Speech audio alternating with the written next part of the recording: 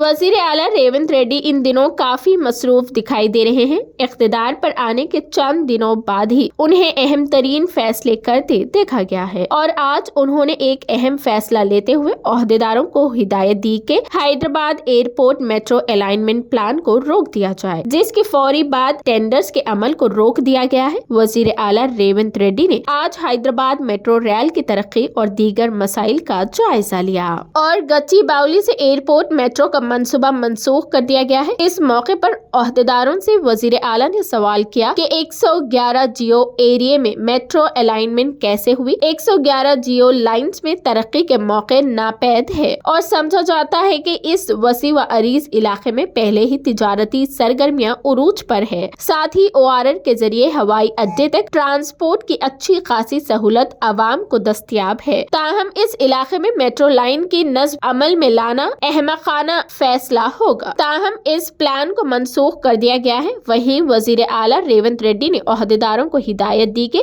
वो कदीम शहर के इलाके महात्मा गांधी बस स्टॉप से एयरपोर्ट तक के लिए जामिया प्लान बनाएं और मेट्रो रेल की तनसीब को यकीनी बनाया जाए।